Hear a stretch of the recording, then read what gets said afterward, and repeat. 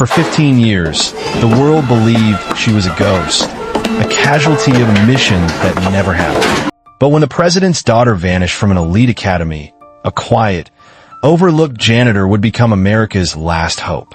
The morning sun bled across the immaculate grounds of Ivywood Academy, casting long, skeletal shadows from ancient oaks.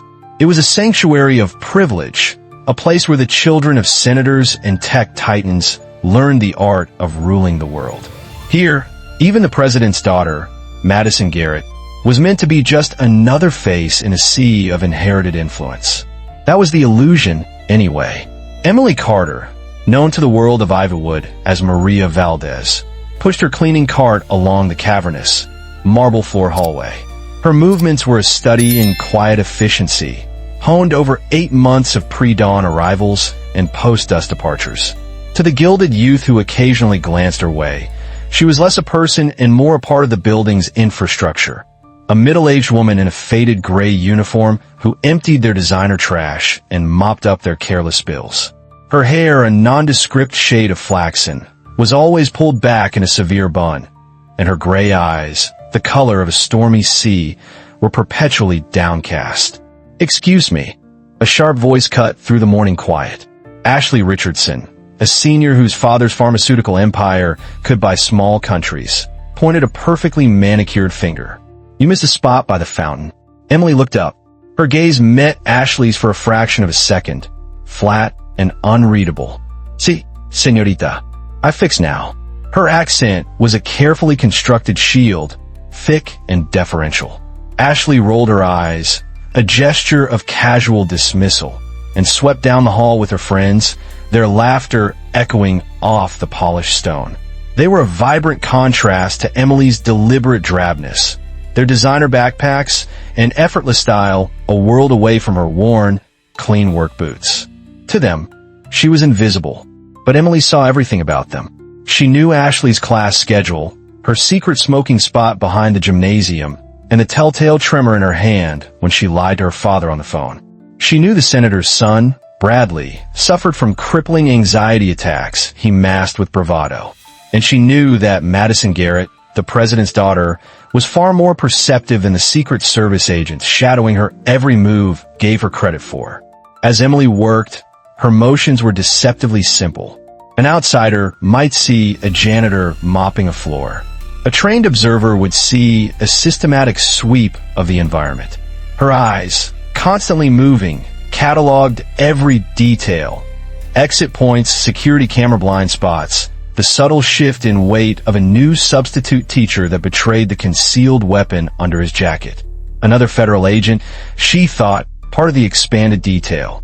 Morning, Maria called Mr. Peterson, the head of maintenance. He was a kind, rumpled man, one of the few who treated her with genuine warmth. "Buenos dias, Senor Peterson," she replied, her voice soft. "The heating system in Building C. It makes a strange noise." Yesterday, Peterson paused, his brow furrowed with concern. "A strange noise? What kind?" "Like a click," she said, hesitating as if unsure of her English. "Every 30 seconds. Click, click, maybe is nothing." She shrugged, a gesture of self-deprecation. No, that's good you mentioned it," he said, tapping a note into his tablet. "Better safe than sorry with these old systems. I'll have a crew look at it today." What Peterson didn't know was that Emily had already identified the sound as a loose coupling in the HVAC system, a potential entry point, a vulnerability. She also knew the repair would necessitate a 40-minute shutdown of the building's climate control, creating a predictable, exploitable disruption.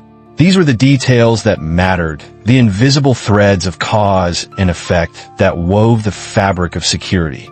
Later, as the hallways swelled with the vibrant energy of arriving students, Emily was emptying a trash receptacle near the main office. The voices of Vice Principal Jennifer Walsh and Captain Noah Pierce, the school's head of security, drifted out. "The Secret Service is adjusting Madison's schedule again," Walsh said, her tone laced with frustration. "Something about a credible threat. They're being infuriatingly vague." Pierce, a man whose military bearing was as starched as his shirt, nodded grimly. That's the third time this month. The kid can't catch a break. It's not fair to her. She's already so isolated, Walsh agreed. These constant changes just build a higher wall around her. Emily's movements became even more deliberate, her focus absolute. Her mind was a silent supercomputer, processing the security implications of a schedule change. A new routine meant new vulnerabilities. When do the new protocols take effect? Pierce asked. Tomorrow morning. And they want additional screening for all staff. That includes your maintenance and cleaning crews. Pierce's gaze swept the hallway, passing over Emily without a flicker of recognition. Probably not a bad idea, he conceded. Can't be too careful.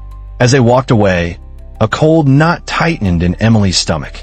The casual efficiency she projected was gone, replaced by the heightened alertness of a soldier who had just heard the distant rumble of artillery. To the world, she was just the cleaning lady.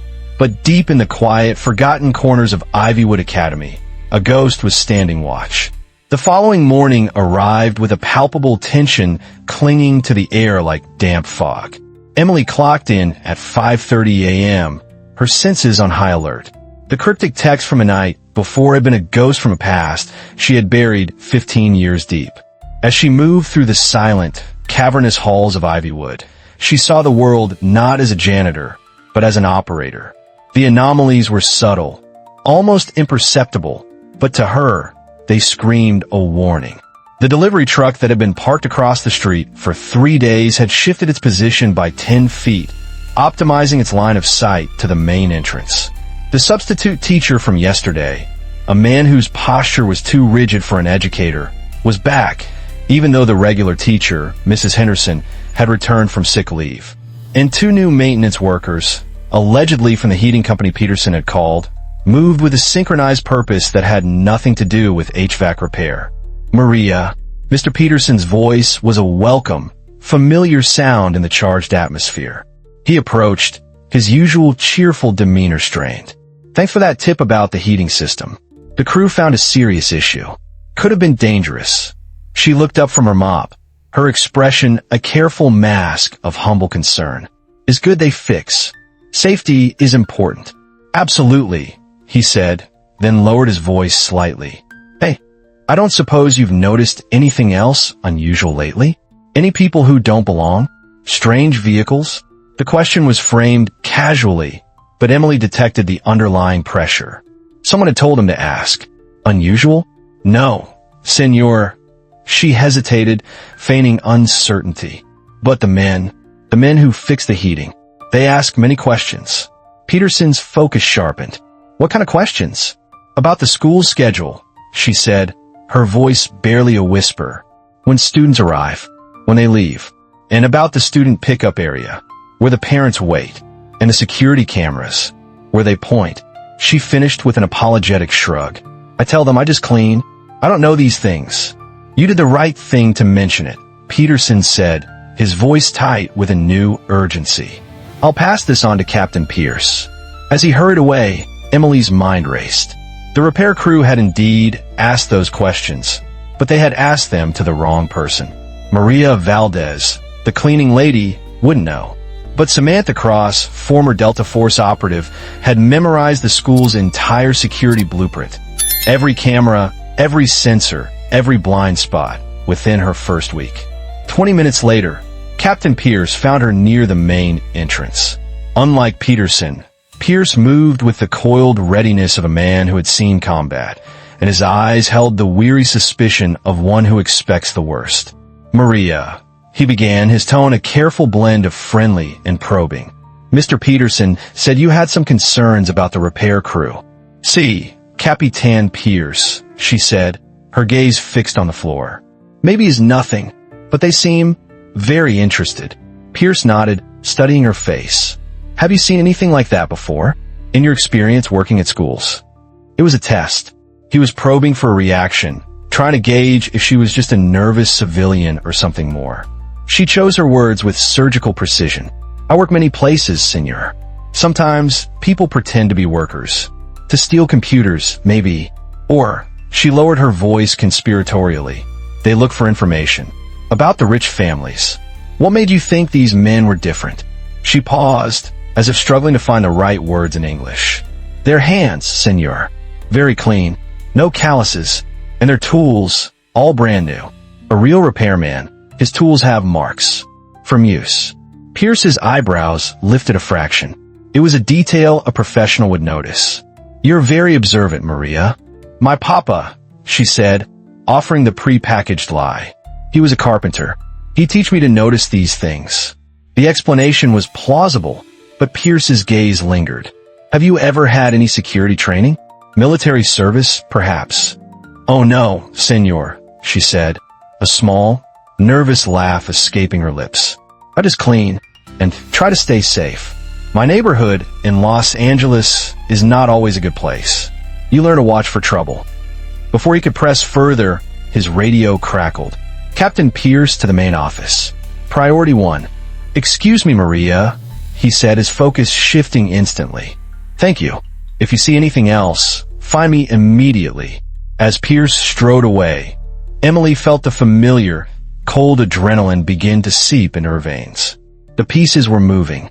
A web of surveillance and counter-surveillance was tightening around the school, and at its center was Madison Garrett. Later, while pretending to clean a water fountain, she overheard the conversation that confirmed her deepest fears. It was Vice Principal Walsh, Captain Pierce, and a stern-faced man in a suit she didn't recognize. The FBI is taking this seriously, Walsh was saying.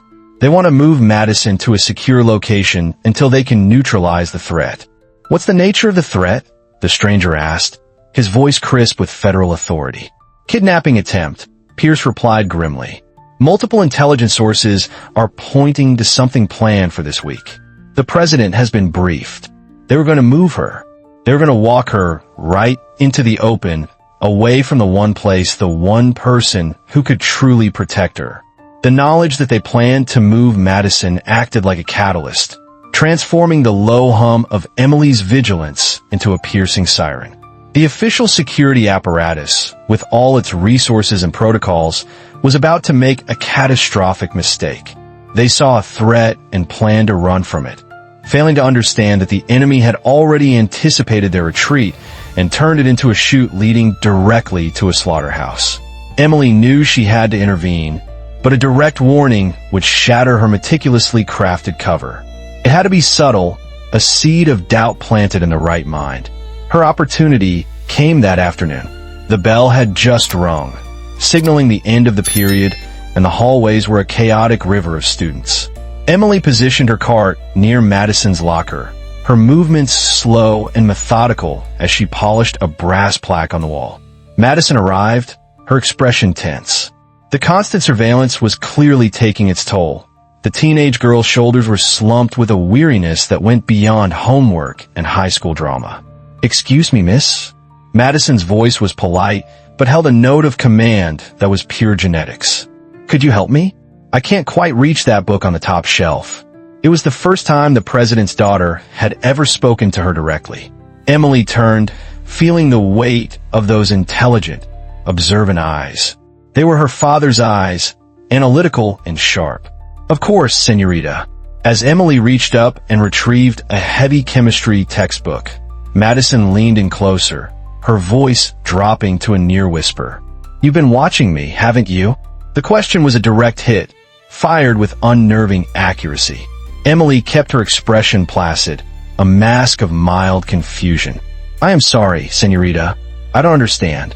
I noticed things too, Madison said softly, her gaze unwavering. I've noticed that you're always nearby when my security detail changes their positions. You're always working in a place with a clear line of sight to potential problems. That's not a coincidence. Emily handed her the book. For a brief, electric moment, their fingers brushed. In that instant, a decision that had been forming in the depths of her mind solidified. She would break protocol. She would risk everything. Be very careful tomorrow, senorita, she whispered, her accent momentarily vanishing, the words so quiet they were barely a breath of air. Sometimes, the safest place is not where they tell you to go. Madison's eyes widened, a flicker of shock and understanding warring in their depths. Before she could form a reply, one of her Secret Service agents rounded the corner. "Madison, we need to get to your next class." As the agent led her away, Madison looked back over her shoulder. Her face was a canvas of confusion, but something else was there too, a dawning recognition. She had heard it in Emily's voice, the unmistakable echo of authority, of someone who knew the true meaning of danger. That evening, as Emily prepared to leave, the campus was buzzing with a new level of activity. Unmarked black sedans idled near the perimeter. More men in dark suits, their jackets failing to conceal their equipment, moved with quiet purpose. They were taking the threat seriously, which meant it was real. It also meant they were doubling down on their flawed plan, reinforcing the very path the enemy wanted them to take. Sitting in her unremarkable sedan in the staff parking lot, she watched the orchestrated security ballet. 15 years ago, she had made a choice that had erased Samantha Cross from the world. Tonight, she faced the terrifying possibility of resurrecting her. Her phone vibrated, a new message from the same unknown number. Package delivery scheduled for tomorrow. Recipient confirmation required. The confirmation, the final signal, they were coming. This time, she didn't delete the message. Her fingers, steady and sure, forwarded it to a number she hadn't dialed in 15 years. A number that connected her to the only person left from her old life who she could trust. With the message, she added a single, chilling word: compromised. The game was no longer about observation. It was about to become a matter of survival. The reply came at 3:17 a.m., a shrill, alien sound that ripped Emily from shallow, restless sleep. The burner phone on her nightstand vibrated violently, displaying a number she hadn't seen in over a decade, but knew as well as her own name. Her heart hammered against her ribs as she answered. The single word she spoke feeling foreign on her tongue after so many years. Marcus.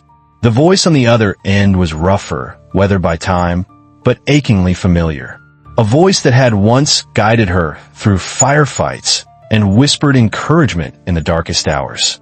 "Jesus Christ, Sam. We all thought you were dead." "I was supposed to be Marcus," she replied, the name Sam feeling like a key turning in a lock that had rusted shut. "Samantha Cross." The ghost was speaking.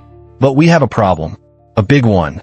Colonel Marcus Webb, retired from the Army and now a high-level consultant for a private security firm with deep government ties, listened in stunned silence as she laid out the situation at Ivywood Academy. She spoke quickly, her words stripped of all emotion, a clinical recitation of facts, observations, and deductions. The credible threat, the compromised security protocols, the planned extraction, the inside source. When she finished, the silence on the line was heavy, thick with 15 years of unspoken history. "Sam," he finally said, his voice strained. "If you're right about this, we're talking about a coordinated, professional operation against the president's daughter. The kind of thing that takes months of planning and high-level inside information. Which is why moving her tomorrow is exactly the wrong play," Sam said, her voice hard as flint. "They're not just expecting it, Marcus. They're counting on it. They're manipulating the entire security response." There was a pause, the sound of Marcus processing the terrifying implications. "What do you need from me?" "Information," she said without hesitation. "Who else knows about the planned move? What's the extraction route? I need schematics, personnel files on the Secret Service detail, everything." And Marcus, she hesitated for the first time, the request deeply personal. "I need to know if my cover is still solid, or if someone's been digging into Maria Valdez." "I'll make some calls," he promised, his tone shifting back into the operational mode she knew so well. "But Sam, if you're thinking about going active again, I'm thinking about keeping a 17-year-old girl alive." She cut him off, her voice leaving no room for argument. "Everything else is secondary." After the call, sleep was an impossibility. The ghost of Samantha Cross was fully awake now, and the quiet, unassuming life of Maria Valdez felt like a costume she was about to shed. She moved to a locked footlocker hidden under her bed. Inside, beneath a layer of worn clothes, were the tools of her former life. She didn't touch the weapons, not yet. Instead, she pulled out a set of laminated blueprints and satellite images of Ivywood, and the surrounding county. For the remaining hours before dawn, she worked. If someone was planning to intercept Madison during the transfer, there were only 3 viable routes to the nearest secure federal facility. Spreading the maps across her small kitchen table, she began to deconstruct them, her mind a cold, tactical instrument. She analyzed traffic patterns, choke points, overpasses, and areas with limited surveillance. She saw the world through the eyes of the enemy, thinking as they would think, planning as they would plan. By the time the first gray light of dawn began to creep over the horizon, she had identified 17 distinct, viable ways to ambush a federal convoy moving through suburban Virginia. 17 kill boxes, and she knew, with a certainty that chilled her to the bone, that the Secret Service was about to drive the president's daughter directly into one of them. When Sam arrived at Ivywood, the air was thick with an unspoken urgency. The number of dark-suited men trying to look inconspicuous had doubled. They were a nervous herd, telegraphing their intentions to anyone who knew how to read the signs. She began her cleaning routine, her movements automatic, her mind a whirlwind of tactical calculations. She hadn't been at work for more than an hour when Mr. Peterson approached, his face pale and drawn. "Maria," he said, his voice low, "could I see you in my office for a minute?"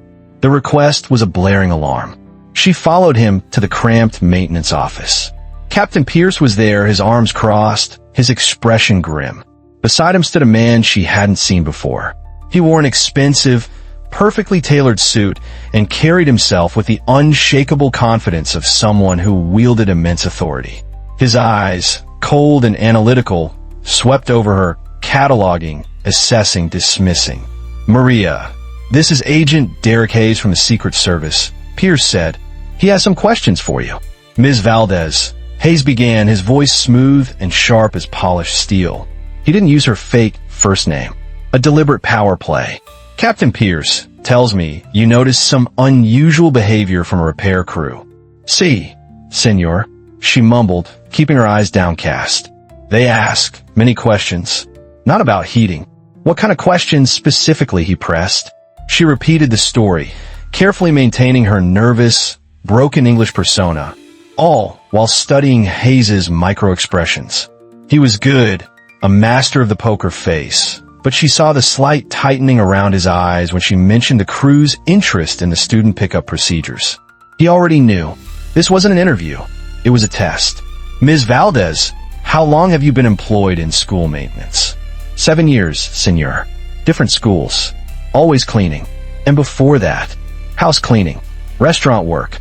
I come from Los Angeles 15 years ago. Hayes tapped his fingers on a tablet, his eyes never leaving her face. "Do you have any family in the area?" "No, senor. My husband, he died. An accident in L.A. No children. I just work." It was a carefully constructed fiction, complete with a paper trail that would withstand a cursory background check. But Hayes's scrutiny was anything but cursory. "Captain Pierce mentioned you have particularly good observational skills," Hayes continued, his voice deceptively casual. "Where did you learn and notice the kinds of details you reported?" Sam shifted uncomfortably, a perfect imitation of a woman embarrassed by the attention. "My neighborhood in L.A. Like I tell Capitan Pierce, you learn to watch for trouble, or trouble finds you." "What neighborhood, specifically?" "East L.A., near Whittier Boulevard." Hayes typed rapidly, cross-referencing her story in real time. She knew the cover would hold, but the intensity of the interrogation was a clear signal. They were suspicious of everyone, and the quiet cleaning lady who saw too much was now firmly on their radar. "Ms. Valdez," Hayes concluded, his tone shifting to one of command. "I need you to be extra vigilant today. If you see anything, anyone who doesn't belong, you contact Captain Pierce immediately. Do you understand?" "Si, senor. I help however I can." As she returned to her duties, she felt Hayes's eyes on her back. The pressure was immense. She saw the same heating repair truck from the day before, now parked in a new location, one with a clear, unobstructed view of the main entrance. A sniper's perch. Her burner phone vibrated. A coded text from Marcus. "Watchers are being watched. Dance starts soon." She moved to a staff restroom, her hands trembling slightly as she typed a reply. Federal interest increasing. They're looking at me. The response was instantaneous. Cover shows stress fractures. Recommend immediate extraction. Now, Sam. She stared at the message, her heart pounding. Extraction meant leaving Madison to her fate. It meant running, disappearing again, letting the wolves have the lamb. She deleted the message and typed back 2 words. Negative. Staying for the dance. The decision to stay was a declaration of war, not just against the kidnappers, but against the life she had painstakingly built for 15 years. Maria Valdez was a shield, a camouflage, and it was beginning to tear. Samantha Cross, the ghost, was pushing through the seams. Her next move required perfect timing. She positioned her cleaning cart near the administrative offices, the squeak of its wheels a familiar, ignorable sound. Inside, she could hear Agent Hayes' sharp, authoritative voice, cutting through the low murmur of office activity. He was speaking to Pierce. The extraction is moved up, Hayes said, his voice tight with urgency. We're taking Madison out during lunch, not first period tomorrow. The threat assessment has been upgraded. What changed? Pierce asked. Multiple intelligence streams are reporting movement. Phone chatter, financial transfers, personnel relocations. Whatever is planned, it's happening soon. We can't wait. Sam's blood ran cold. It was exactly the trap she'd predicted. They thought they were being clever, unpredictable. In reality, they were simply accelerating their own destruction, marching willingly onto a battlefield designed by their enemy. As if on cue, her burner phone vibrated. A new message from the kidnapper's unknown number. Package pickup confirmed for lunch period. New schedule accommodated. They knew. The confirmation was instantaneous. The leak wasn't just a possibility. It was an active, real-time betrayal. Someone in that room, or someone with access to the information being discussed in that room, was feeding the enemy every move. There was no more time for subtlety. No more room for misdirection. She had to break cover, moving with a speed and purpose that would have shocked anyone who knew her as Maria. She intercepted Madison at her locker. The girl was alone for a precious few seconds, her Secret Service escort momentarily distracted by a minor commotion down the hall, a staged argument between 2 students that Sam had paid $50 to orchestrate earlier that morning. Senorita, Sam said, her voice low and urgent, reverting to the familiar accent one last time. She held out a folded piece of paper, disguised as a forgotten homework assignment. You dropped this. She pressed the paper into Madison's hand. On it, written in neat, block letters, was a message that would change the course of the day. They are moving you during lunch. It's a trap. When I signal, run to janitor's closet B12. Trust no one else. Madison's eyes scanned the note, her face paling slightly. But to her immense credit, she didn't gasp or panic. The composure that had been bred into her held firm. She looked up, her gaze locking with Sam's. In that moment, a silent, desperate alliance was forged. She didn't understand who this woman was, but she understood the sincerity of the warning. She gave a single, almost imperceptible nod. Thank you, Madison said, her voice steady, tucking the note into her pocket. As Sam turned her cart to move away, she felt a chill crawl up her spine. Down the long, marble hallway, Agent Hayes was standing, watching them. He hadn't been there a moment ago. His expression was no longer just suspicious. It was intensely focused, analytical. He had seen the exchange. He might not know what it meant, but he knew it was significant. The endgame was here. The quiet, invisible life of Maria Valdez was over, shattered in a whispered warning and a folded piece of paper. The hunt was about to begin, and for the first time in 15 years, the prey was going to fight back. The lunch bell shrieked, a jarring signal that the final act was beginning. Students flooded the hallways, a chattering, oblivious tide. But beneath the veneer of normalcy, Sam could feel the coiled tension of an imminent strike. She positioned herself near the main corridor, her hands wiping down a window, giving her a panoramic view of the unfolding drama. She could see Madison trying to act normal, and she could see the federal agents failing miserably at the same task. A white van with Metropolitan Maintenance Services painted on its side pulled up to the service entrance. The logo was professional, the van unremarkable. But the three men who emerged in work uniforms moved with the synchronized, economical grace of a tactical team, not a cleaning crew. Their industrial cleaning equipment was heavy, bulky, and perfectly suited to conceal assault weapons. They were inside. The plan wasn't to intercept Madison during transport. It was a full-scale assault. There was no other choice. Sam strode to the nearest fire alarm pull station. Without a moment's hesitation, she yanked it down. A piercing, deafening wail ripped through the school. Chaos erupted. Students, drilled for this, began to file towards the exits. Teachers shouted instructions, but the federal agents did the opposite. Their training kicked in, and they moved to secure their asset, recognizing the alarm as a probable diversion. Falcon 1, we have an unscheduled evac. Hayes yelled into his wrist-mounted radio, moving to extract package immediately. His team formed a tight diamond around Madison, hustling her towards the main entrance where their armored vehicles waited. They were walking directly into the kill zone, just as the kidnappers had planned. The fake maintenance crew had already vanished into the building's labyrinthine corridors, using the evacuation as cover for their infiltration. Sam spotted one of them moving down an empty hallway, carrying a long, canvas bag that was definitely not a vacuum cleaner. The time for pretending was over. "Agent Hayes," she shouted. Her voice was different now. Clear, sharp, stripped of any accent. It was the voice of command. "You're walking into an ambush." Hayes spun around, his weapon already drawn and leveled at her chest. His face was a mask of fury and confusion. "Who the hell are you?"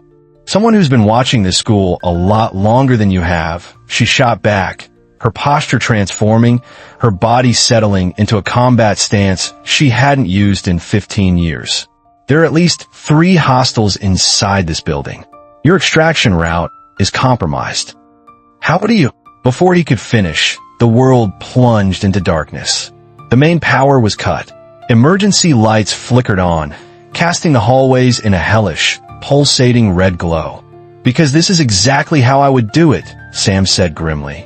The next 30 seconds were a symphony of controlled violence. The kidnappers' plan unfolded with terrifying precision.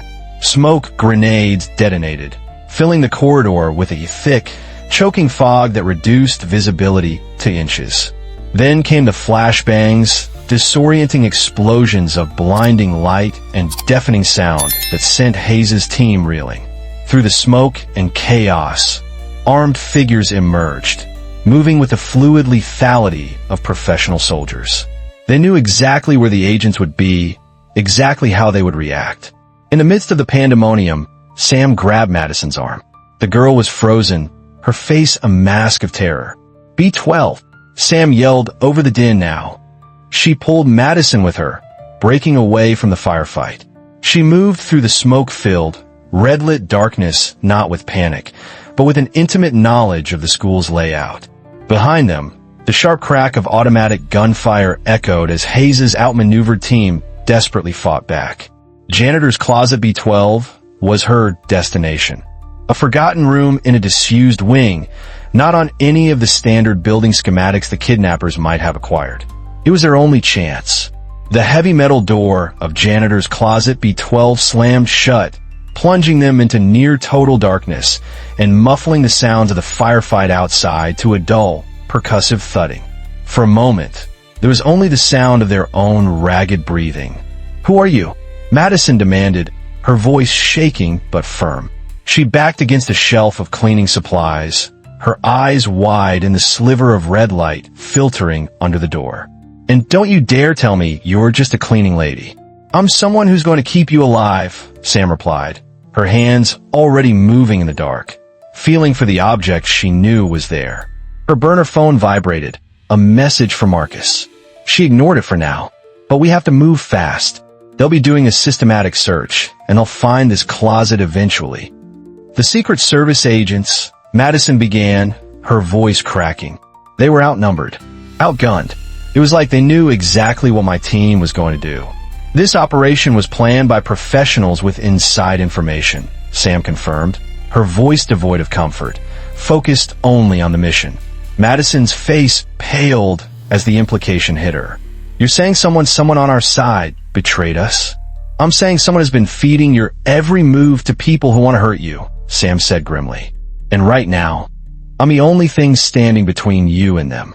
Her fingers found what she was looking for, a small, almost invisible seam in the back wall, hidden behind a stack of old paint cans. She pried it open, revealing a maintenance panel. With a grunt of effort, she pulled it away, exposing a dark, narrow opening. "You got to be kidding me," Madison breathed, staring at the cramped, dusty service tunnel. "Would you rather crawl through a tunnel or get kidnapped by professionals who kill federal agents for a living?" Sam countered. Madison didn't hesitate.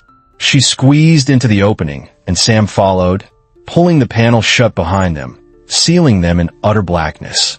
They crawled on their hands and knees, the air thick with the smell of dust and decay. Above them, they could hear the heavy thud of combat boots and muffled shouts as the kidnappers began their sweep. "Where does this lead?" Madison whispered, her voice close in the confined space. "Basement maintenance room. From there, we can access the old storm drain system that connects to the municipal tunnels." "How do you know all of this?" Sam was quiet for a moment, the only sound the scraping of their clothes against the metal ductwork. "Because for the last 8 months, I've spent my nights mapping every inch of this place. I was planning for exactly this kind of situation." "You knew this was going to happen?" "I knew something like this was possible," Sam clarified. "Your father has enemies, Madison. Real ones. The kind of people who see hurting you as a way to hurt him. I've been watching for threats since the day I took this job." They reached the end of the tunnel, emerging into the vast, cavernous basement maintenance room. It was a forest of boilers, electrical panels, and massive HVAC systems. More importantly, it was far from the main search area. Sam finally checked her phone. A message from Marcus. "Federal response teams en route. ETA 12 minutes. Building surrounded, but infiltration complete. Hostiles control the ground floor. 12 minutes. An eternity. They had to survive for 12 minutes. Now what?" Madison asked, her eyes darting nervously around the shadowy room. Before Sam could answer, her phone buzzed again. It was a new message, this one intercepted from the kidnappers' network. The words made her blood freeze. "Package located. Extraction in progress. Cleanup crew dispatched." They hadn't found them. Not yet. But they knew they were in the building, and they were sending a team specifically to hunt them down and eliminate them. A cleanup crew meant one thing. They weren't just taking Madison anymore. They were preparing to eliminate all witnesses. "Change of plans," Sam said, her voice dropping to a low, dangerous growl. "We're not hiding anymore. We're fighting back." For the first time in 15 years, Samantha Cross was about to go operational. In the echoing, mechanical heart of Ivywood Academy's basement, Maria Valdez evaporated. The transformation was absolute. Sam's posture straightened, the subservient slump of the janitor replaced by the coiled readiness of a predator. Her movements became fluid and precise, and her gray eyes, once downcast and vacant, now held the cold, calculating fire of a seasoned operator. Madison watched, mesmerized, as the woman she thought she knew became someone else entirely. "Who are you?" she whispered, the question now holding a new weight. "Really, my name is Samantha Cross," Sam replied, her eyes scanning the room, assessing exits, cover, and fields of fire. 15 years ago, I was a captain in the U.S. Army's Delta Force. Officially, I died during Operation Ghost Watch in Afghanistan. But you didn't die. No, but the mission went sideways. Politically, the Army needed a scapegoat for the fallout, and I needed to vanish before certain people decided I knew too much. Sam moved to a large, wall-mounted tool cabinet. Her fingers found a series of hidden latches, and a false back swung open, revealing a concealed compartment. Inside was an arsenal that had no place in a school. A tactical radio, an encrypted satellite phone, a trauma kit, and 2 military-grade Sauer P226 pistols with a half-dozen extra magazines. Madison's jaw dropped. "You've been planning for this?"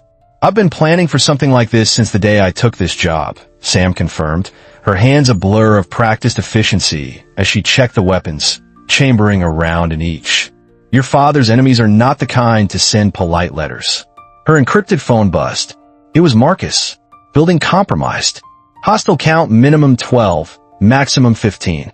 Federal response delayed by coordinated roadblocks. You're on your own for another 15 minutes, Sam.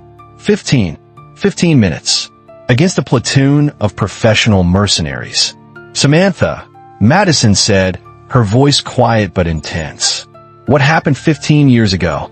Why did you have to disappear? For a fleeting moment, Sam's professional mask cracked, revealing a glimpse of the old wound beneath. We were sent to rescue a group of American aid workers from a compound near Kabul. Intel said 12 hostages, maybe 20 hostiles. She strapped a spare magazine pouch to her belt, the simple, familiar action calming her nerves. When we hit the compound, we found 43 hostages. Women, children, and over 100 heavily armed fighters. What did you do? What I was trained to do. I adapted. The ghost of a grim smile touched her lips.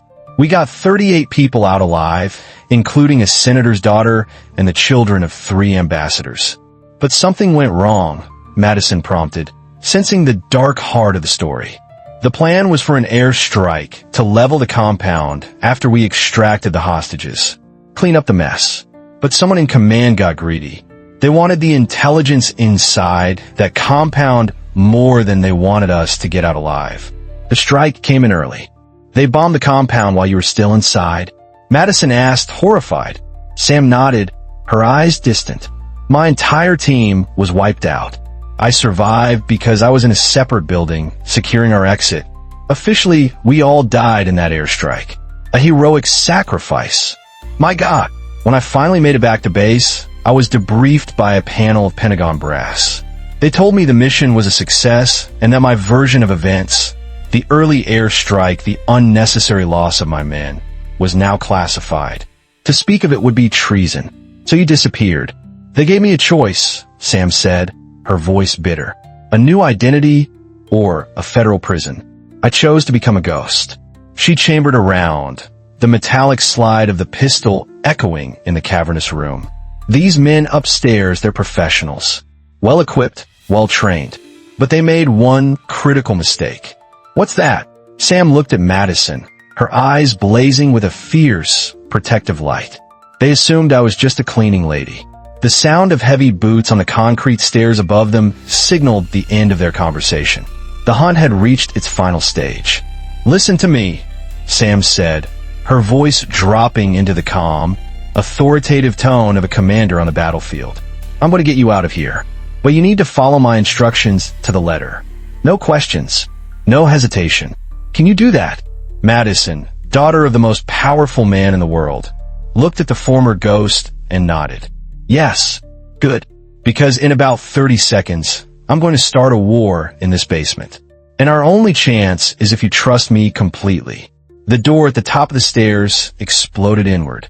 The first kidnapper through the door moved with the arrogant confidence of a predator who believes his prey is cornered and helpless. He found himself staring down the barrel of Sam's pistol as she materialized from the shadows behind a massive boiler, a phantom of vengeance in a janitor's uniform. Wrong turn, she said, and pulled the trigger. The suppressed thud of the pistol was almost lost in the hum of the machinery. The lead man crumpled without a sound. His partner, a half-second behind him, had just enough time for his eyes to widen in shock before 2 rounds struck him center mass. But these were professionals. As their point men fell, the team adapted instantly. Smoke grenades tumbled down the stairs, flooding the basement with a thick, disorienting fog. They would be switching to thermal optics, an advantage they assumed she wouldn't have. They were wrong. Sam knew this building's soul. Madison, emergency exit. Now, she commanded, laying down a volley of covering fire towards the top of the stairs. The teenagers scrambled towards the basement's external door as Sam melted back into the labyrinth of pipes and machinery. This was her battlefield. She moved with silent grace, the ambient noise of the building's systems masking her footsteps. Her tactical radio, a relic from her old life, crackled. Ghostwatch, this is Overwatch. Federal response is pinned down by coordinated roadblocks. You are weapons free. All necessary action is cleared. Marcus. He had managed to get a message through the jamming, which meant someone very high up had just unofficially sanctioned her one-woman war. Copy, Overwatch, she whispered back. Package is mobile, engaging multiple hostiles. Be advised, Ghostwatch. Intel was bad. Hostile count is now estimated at 12 to 15 operatives. This is bigger than we thought. 12 to 15. A full-scale assault team. This wasn't just a kidnapping. It was an invasion. A thermal laser sight. A deadly red line sliced through the smoke.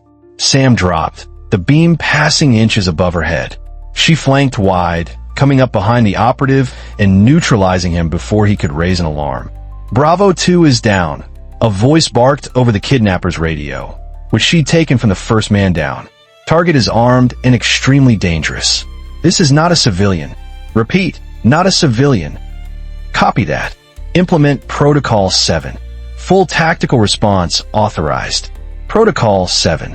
Sam's blood ran cold. It was a Delta Force designation she knew all too well. It meant the mission parameters had changed from capture to elimination. They were no longer trying to take her alive. The next wave came with overwhelming force. Automatic weapons fired, tearing through the air, shredding metal and concrete. But Sam was already gone, using a service duct to reposition behind their advance. What followed was a brutal, intimate ballet of violence. They had numbers. She had the terrain. She used a loose steam pipe to create a scalding distraction. A ricochet off an electrical panel to plunge a section of the basement into absolute darkness. Madison, status, she yelled in her radio. I'm at the exit. The girl's panicked voice came back. But there are men outside. At least 3 of them. They had the exits covered. A classic kill box. They were trapped.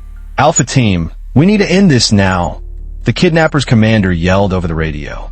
Federal response will break through eventually. Copy. Implementing thermal charges. Bring the whole damn basement down if we have to. Thermal charges. They were going to collapse the building to eliminate her and bury the evidence. These weren't just mercenaries. They were state-sponsored operatives with access to military-grade explosives. Overwatch. Hostiles are planting demolition charges, she transmitted to Marcus. They're going to bring the building down. I need immediate intervention or we're looking at mass casualties. Ghostwatch, be advised, federal teams are still 8 minutes out. Can you hold? 8 minutes. She had seconds. Negative on holding position, she said, her voice grim. I'm going mobile. Switching to Protocol Omega. Silence on the other end. Protocol Omega was a theoretical, last-ditch doctrine.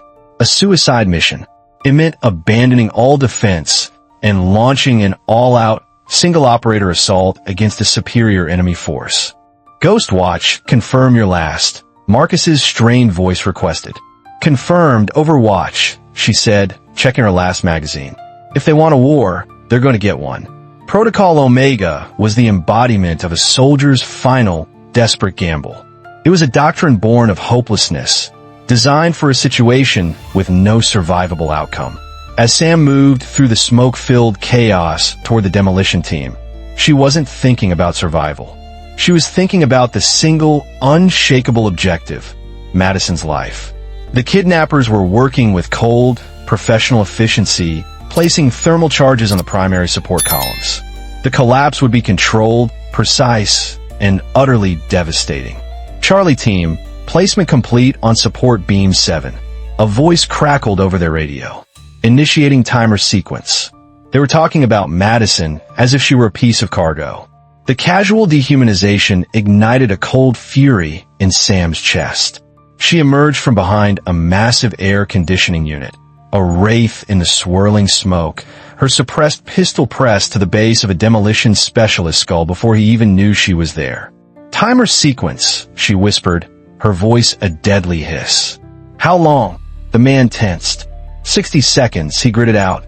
Disable it. I can't. The charges are networked. Disabling one requires command authorization from a dead man switch. A dead man switch. A failsafe. They had planned for everything. 60 seconds. Her mind raced, processing schematics, physics possibilities. She couldn't disarm it, but maybe she could redirect it. "Madison," she said into her radio, her voice calm and steady, betraying none of the frantic calculations in her mind. "Listen to me very carefully. In 50 seconds, this building is going to experience a major structural event. When I give you the signal, you need to run toward the main parking lot. As fast as you can. Don't stop. Don't look back. Just run. What about you?" Madison's voice was tight with fear. "I'll be right behind you." It was a lie, and they both knew it. Sam neutralized the specialist, stripping him of his radio and a remaining block of C4. The other kidnappers were already converging on her position. "Overwatch, this is Ghostwatch. Building demolition imminent. Implementing emergency extraction for the package. Ghostwatch, federal teams are 4 minutes out. Can you delay detonation?" "Negative," she replied. "Going to Plan B." "There's no Plan B in the manual, Sam." She allowed herself a grim smile. "I'm making it up as I go." The largest thermal charge was strapped to the central support column, the linchpin of the entire West Wing. The building's blueprints, seared into her memory, showed a series of deep utility tunnels running directly beneath the basement floor. If she could channel the blast down instead of out. 20 seconds to detonation. A voice shouted over the enemy radio. "Emergency exfil.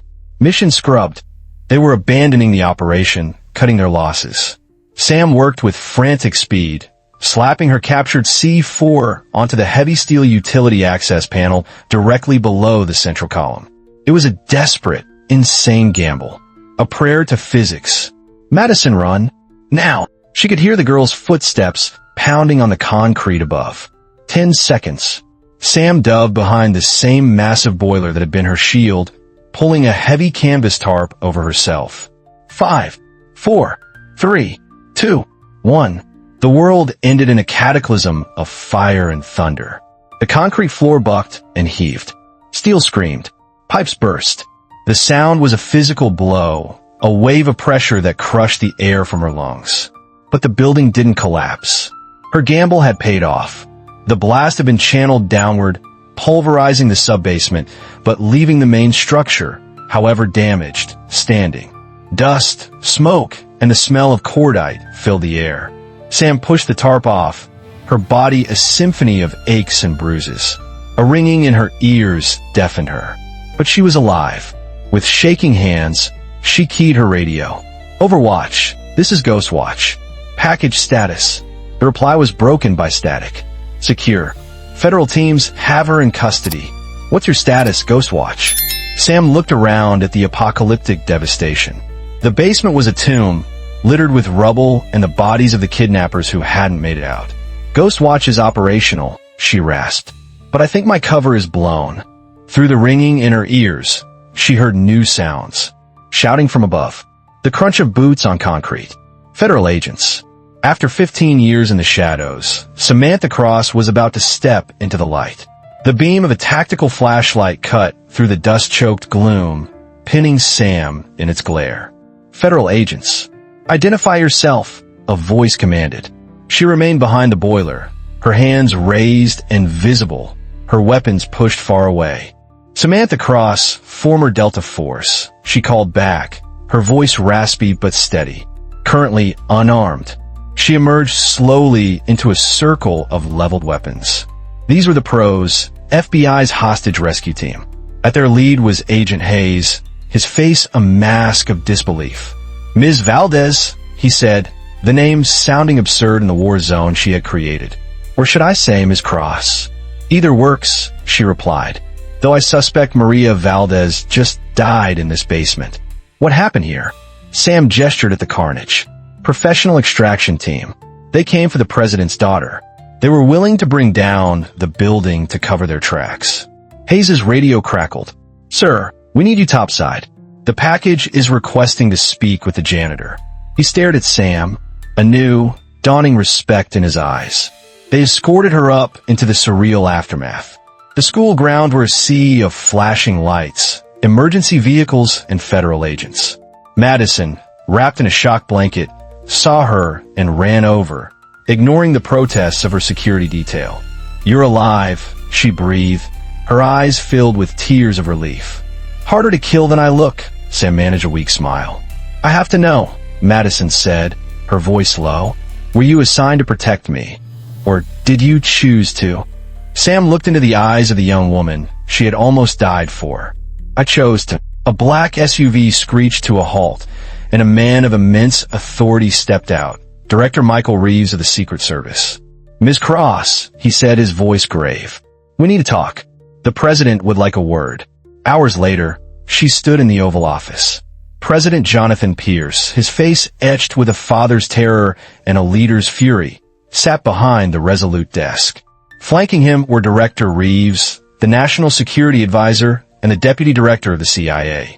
Ms. Cross, the president began, I owe you a debt that can never be repaid. The story that unfolded was more shocking than anything she could have imagined. The kidnapping was orchestrated by the same cabal of corrupt Pentagon officials who had faked her death 15 years ago. They had been selling state secrets, and the kidnapping was meant to destabilize the administration. They had used Madison as a pawn. You've been on our radar for years, Ms. Cross, the CIA Deputy Director admitted. We've been protecting you from the shadows, watching as you unofficially prevented at least 6 other attacks. You are our ghost asset. Today, you saved my daughter, but you also expose yourself completely, the president said, his gaze intense. Which brings us to your future. He pushed a leather-bound folder across the desk. This contains a presidential pardon for any and all actions taken since your death, official recognition of your service, and a proposal. I'm creating a new office, one that operates outside the normal channels, to deal with threats like the one we face today. The Office of Unconventional Threats, and I want you to run it. 6 months later, Samantha Cross stood at attention in the East Room of the White House, her dress uniform adorned with medals both old and new. The president pinned the Presidential Medal for Extraordinary Service, a medal created just for her, to her chest. In the audience, Madison, now a poised young woman heading to Stanford, watched with pride. After the ceremony, Madison found her. Colonel Cross, she said with a smile. It suits you better than Maria Valdez. What's next for you? Madison asked. Sam tapped the classified briefing folder in her hand. The Office of Unconventional Threats has already identified 17 active cases. The work doesn't stop. Later that evening, in a secure, state-of-the-art office outside D.C., Sam reviewed the first file. Her secure phone buzzed. An encrypted text from Marcus. Welcome back to the world of the living, Ghostwatch. She typed back a simple reply. Ready for the next mission. The ghost was home. The dead had returned to life. And for the first time in 15 years, Samantha Cross wasn't afraid of being seen. Samantha's story proves that true heroism isn't about the uniform you wear, but the choices you make when no one is watching. What do you think truly motivates a person to risk everything for a stranger? Share your thoughts in the comments below, and please, comment with respect. If this story moved you, be sure to like, share, and subscribe for more incredible true stories.